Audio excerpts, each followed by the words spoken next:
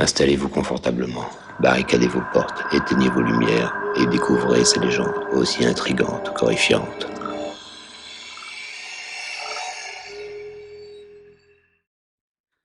Bonsoir, soyez les bienvenus dans une nouvelle vidéo. Ce soir, je vais vous raconter 3 histoires paranormales. Non pas des histoires paranormales que vous m'avez envoyées, mais 3 histoires paranormales qui me sont arrivées. On commence par la première histoire.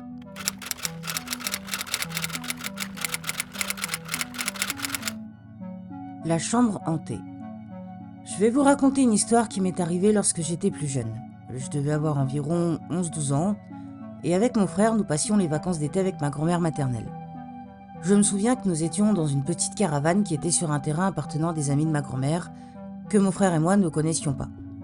Ces amis avaient 2 filles avec lesquelles je me suis lié d'amitié, surtout avec celle qui était la plus proche de mon âge et qui devait avoir environ 14 ans à l'époque. Tout se passait bien, nous passions de très bonnes vacances, quand une tempête survint et inonde le terrain ainsi que la caravane. Les amis de ma grand-mère lui proposèrent donc que nous dormions chez eux jusqu'à la fin des vacances. Il ne nous restait que 2 jours de vacances.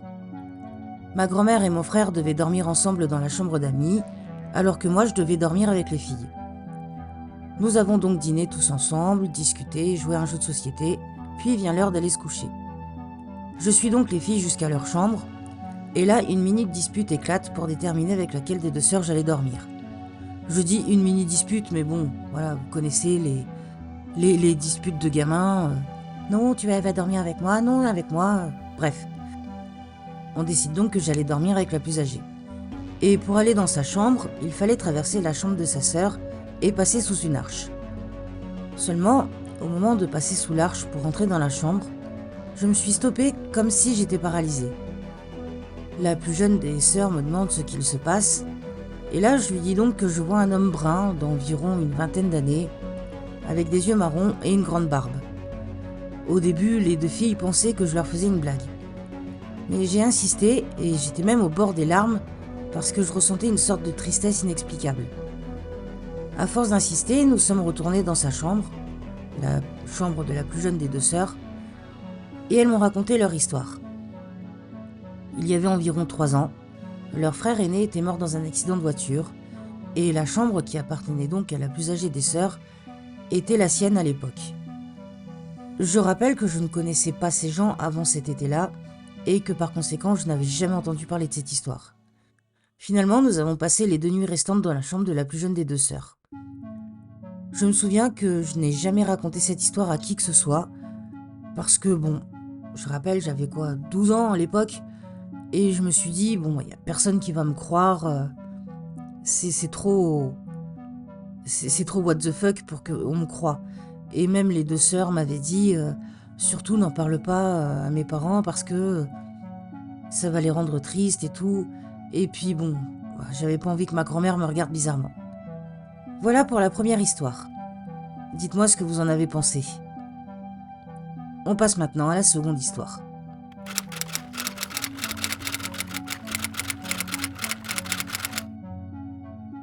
Le sanglier fantôme. Lorsque j'étais toute petite, mes parents avaient fait construire une maison dans l'Oise. Déjà, les travaux ne se sont pas passés comme prévu. Il y avait toujours quelque chose qui retardait l'avancée du chantier. La maison devait être construite pour le début de l'été, et finalement les travaux pour la rendre habitable ne se sont terminés qu'au début de l'hiver. Les personnes connaissant cette région savent que les hivers sont particulièrement froids. Je me souviens que nous faisions du camping dans la camionnette. Pour vous situer, c'était un Toyota qui ressemblait à celui de l'agence Touriste. Je sais, c'est une référence qui date, mais c'est la seule référence que j'ai. Je suppose que c'est parce que mes parents avaient donné leur préavis et que comme les travaux n'étaient pas terminés et que nous n'avions nulle part où aller, c'est pour ça que nous faisions du camping dans la camionnette. Alors, c'était pas la joie, on se lavait au jet d'eau, il faisait extrêmement froid, on avait juste un tout petit chauffage d'appoint, mais on n'avait pas le choix. Mes parents travaillaient en région parisienne et se levaient très tôt pour prendre le train. J'avais donc la responsabilité de lever mon petit frère et de préparer le petit déjeuner, ainsi que de nous emmener à l'arrêt de bus pour aller à l'école. Donc un matin, mon réveil sonne. Comme d'habitude, je reste 5 minutes au lit, le temps de bien me réveiller, et j'entends les voix de mes parents. Je suis intriguée, je me lève donc, et mon père me dit qu'il y a un sanglier dans le jardin. Il était très tôt, je pense qu'il devait être dans les 7 heures du matin à peu près, en plein hiver, et donc il faisait noir, et je ne voyais rien dans le jardin, mais j'entendais en effet quelque chose qui grognait dans le jardin.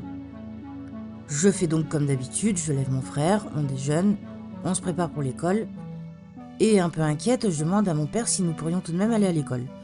Parce qu'à cette époque-là, j'adorais aller à l'école. Mon père me répond qu'il avait prévenu le garde champêtre et que celui-ci allait faire partir le sanglier. Pendant ce temps, ma mère était en retrait et étrangement silencieuse. Vient mon tour d'aller à la salle de bain, et là j'entends mes parents se disputer.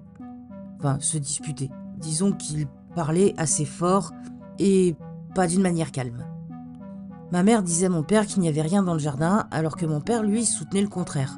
Je remonte à l'étage et je rejoins mon frère dans sa chambre.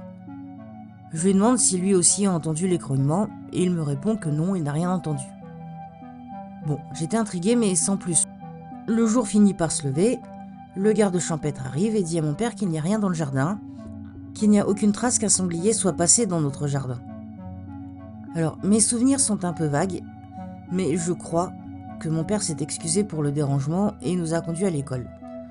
Je me souviens aussi qu'ils n'ont pas été travaillés ce jour-là. Alors, est-ce qu'il y avait vraiment un sanglier dans le jardin ou est-ce que mon père et moi avons entendu un sanglier fantôme ? Aucune idée, je n'en sais vraiment pas plus. Je vous rappelle que j'étais petite, je devais avoir 8-10 ans, mais par contre ce que je sais, c'est qu'il s'est passé beaucoup de choses bizarres tout le temps où nous sommes restés dans cette maison.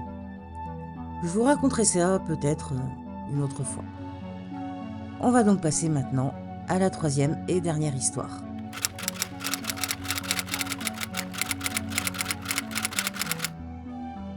La maison hantée. Cette histoire se passe aussi dans l'Oise, mais dans une autre maison. Cette fameuse maison où j'ai vu une tête flotter. Je vous mettrai, si je la retrouve, la vidéo dans le petit i. Dans la chambre de mes parents, il y avait une coiffeuse, et je me souviens que j'y allais souvent, parce que comme presque toutes les petites filles, j'adorais m'amuser à faire semblant de me maquiller. Cette coiffeuse était placée face au mur, et donc dans le miroir, on pouvait voir la porte de la chambre. Une après-midi, donc en revenant de l'école, je profite que mon frère joue dehors dans le jardin pour aller dans la chambre de mes parents. Mes parents travaillaient encore en région parisienne et donc ils n'étaient pas là de la journée. Ça veut dire que on se levait, comme d'habitude, le matin, on prenait le bus pour aller à l'école et qu'on mangeait à la cantine le midi et qu'on revenait en fin d'après-midi. Seulement cette fois-ci, je me sens mal à l'aise, mais je mets ça sur le compte de la peur d'être découverte. Nous n'avions pas le droit d'aller dans la chambre de mes parents. Comme d'habitude, je me regarde dans le miroir en faisant semblant de me maquiller, lorsque d'un coup je vois une ombre noire derrière moi. Ni une ni deux, j'ai rangé le maquillage de ma mère et je suis retournée dans le salon pour regarder la télé. Il s'est passé également autre chose dans cette chambre, mais ce n'est pas à moi que c'est arrivé. C'est arrivé à ma grand-mère maternelle. Elle était venue nous rendre visite et mes parents lui avaient laissé leur chambre, eux dormiraient dans le canapé. Le lendemain matin, ma mère demande à ma grand-mère si elle a bien dormi. Celle-ci lui répond que non, mais n'en dit pas plus. La matinée se passe, et après le déjeuner, avec mon frère, nous sommes allés jouer dans le jardin.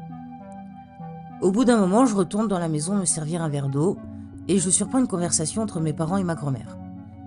J'écoute donc sans faire de bruit parce que j'étais très curieuse. Je le suis toujours, mais là particulièrement.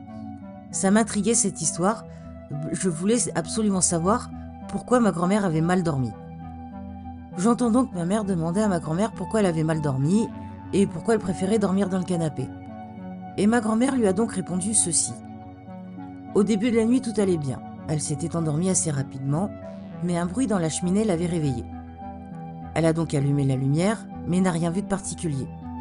Elle décide donc de lire pour se rendormir, mais elle entend de nouveau des bruits dans la cheminée. Elle ne voit toujours rien. Elle se dit donc que ça doit être un écureuil ou une souris et n'y prête pas plus attention. Au moment où elle allait éteindre la lumière, elle a vu une ombre noire. L'ombre noire que moi-même j'avais vue. Elle a dit à ma mère que cette ombre restait près de la cheminée et semblait qu'il cherchait quelque chose dedans. Elle ne s'est pas rendormie parce qu'elle a eu très peur. Je la comprends, moi aussi j'ai eu très peur. Et encore maintenant, je ne sais pas ce que c'était que cette ombre et ce qu'elle cherchait dans la cheminée. Tout ce que je sais à propos de cette maison, je l'avais déjà dit, je crois, dans ma précédente vidéo, c'est que cette maison, elle datait de bien avant la Révolution française et qu'elle avait connu la Révolution française, ce qui expliquerait pourquoi j'avais vu cette tête genre Louis XIV flotter dans notre chambre.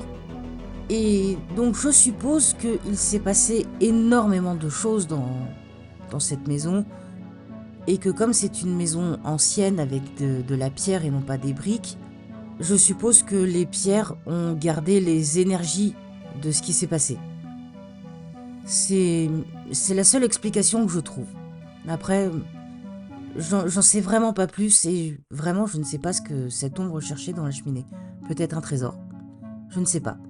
Dites-moi en commentaire ce que vous pensez que cette ombre cherchait. Voilà, j'espère que ces histoires vous ont plu. Je sais que c'était un peu court, mais bon, il n'y avait rien de plus à raconter. C'est des histoires qui me sont arrivées quand j'étais extrêmement jeune. Je n'en ai pas beaucoup de souvenirs. Je vous ai raconté ce dont je me souvenais. Je vais pas inventer des choses non plus. N'hésitez pas à liker et à partager la vidéo. Laissez-moi un commentaire pour me dire ce que vous en avez pensé. N'hésitez pas à vous abonner si ce n'est pas déjà fait. Je vous fais des gros bisous et je vous dis à bientôt.